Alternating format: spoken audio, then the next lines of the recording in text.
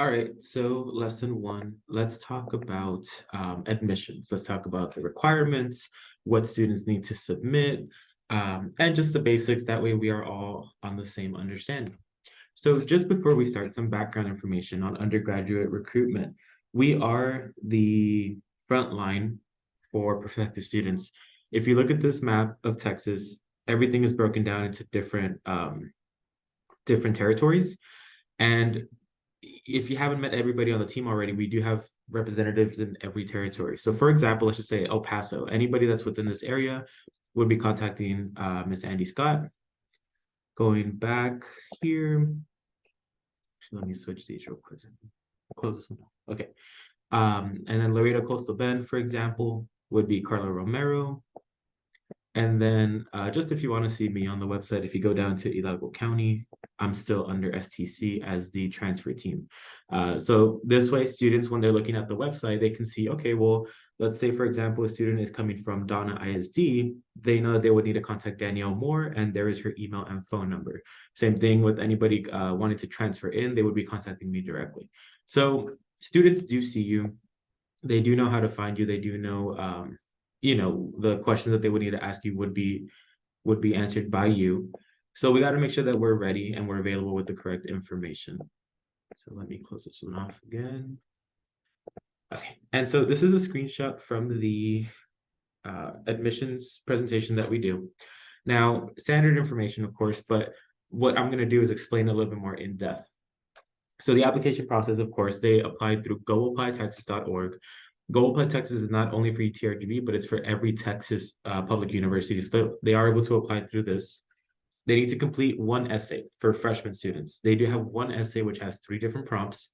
Each prompt is just asking them about themselves, what kind of student they are, what they want to do at the university, what kind of degree they'll be pursuing, and why they chose that one. It's very simple and it has a minimum of 500 words. Really, I tell my students to just talk about how awesome you are and talk about what you want to do at this school and why UTRGV is the school of your choice, and that'll get them in. They do need to submit an official high school transcript. They do need to submit TSI, and the reason why I jumped over the ACT and SAT is because it has asterisks. It is not required, but we'll touch on that in a minute. They do need to submit TSI, and it is a free application. So this is the information from the presentation, but let's go over the website because this is what students are going to be reading. So for high school students, as you can see here, factors for review will include. Now, what this means is that UTRGV doesn't just look at one thing for admissions. We don't have one set requirement. We do have what's called holistic review, meaning that we look at everything on their transcripts, their test scores, anything that they submitted for admissions will be reviewed. So we will look at their class rank. We will see what number they are. Prior college hours, so if they did do dual enrollment or AP scores or anything else. So for example, like the MSA school that UTRGV has, we will look at that. Now, this is where I was touching on the ACT and SAT. UTRGV will continue with test optional practices for the 23-24 application. What this means is we do not require an SAT and ACT to be admitted to UTRGV, but we do require it for certain scholarships, but we don't need it for admissions. Some scholarships do require it, some programs. So for example, the School of Business or the education program, they may require these exams. So it is handy for students who have taken it to submit it regardless, but it will not hurt their chances. If they did not take an ACT and SAT and their rank is good enough to get them in, they don't need to worry about it. But the ACT and SAT will help them if they need that bump. So let's just say they have a moderate GPA and moderate class rank, and it's not enough information to admit them, but they have a really good ACT score, then we'll go ahead and admit them with that. So TSI is required, but ACT and SAT is not required for admissions. The rigor of high school courses to be completed, meaning that we do need them to show completion of their high school diploma. With this, since they are applying around this time of the year, they will submit a high school transcript right now. It's going to show incomplete, of course. But then once they complete high school and graduate, we will be expecting an updated transcript. So they don't have to wait until they graduate to send us anything. We can go ahead and admit them with the information that's already on there.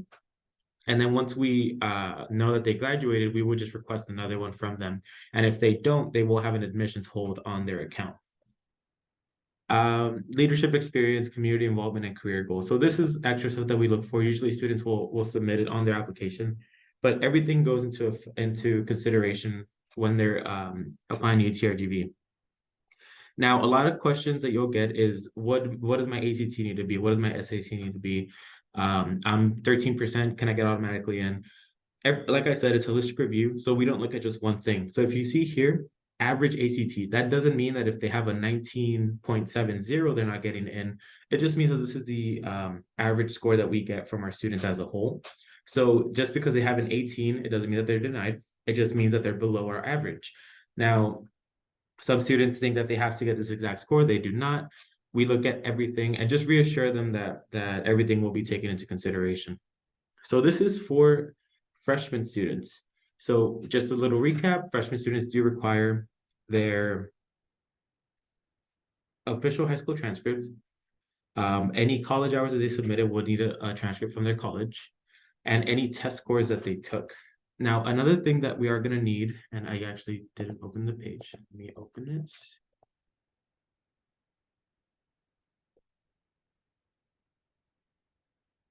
Another thing that students will need is the meningitis vaccine. This would apply to any high school student since they are under the age of 22.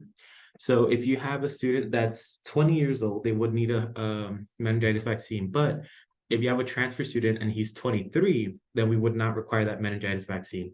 But we do need it from a doctor or pharmacy.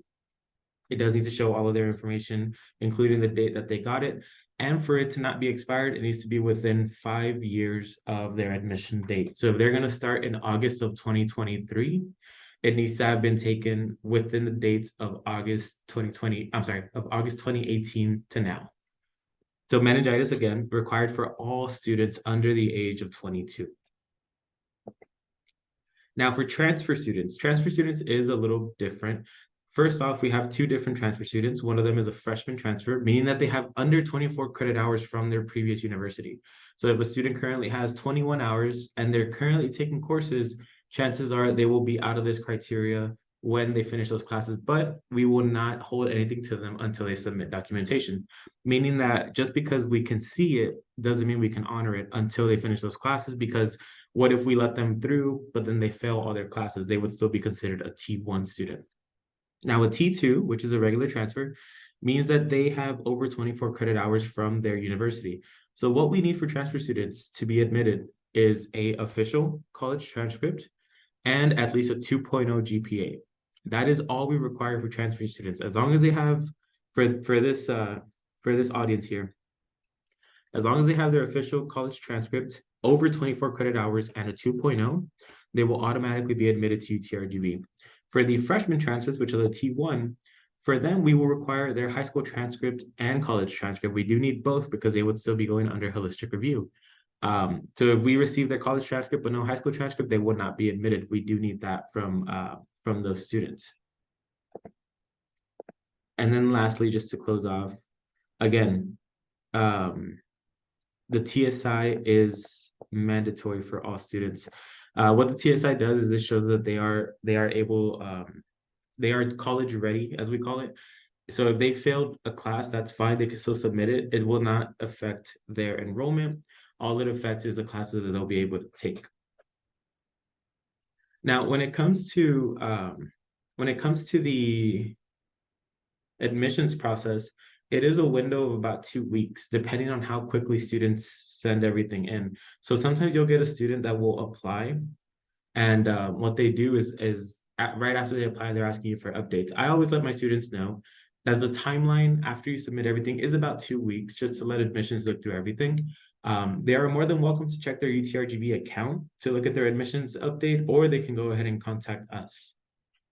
So that was just some of the basics on enrollment. This is just what we need to consider when we're talking to our students, making sure that we have the correct information for them. Of course, if you have any other questions, feel free to reach out. But this is closing off lesson 1 with the basics of admissions. In lesson 3, we'll go over some of the more specifics, which are the questions that you will be receiving. But for now, this is everything that you need to know. You have a great day.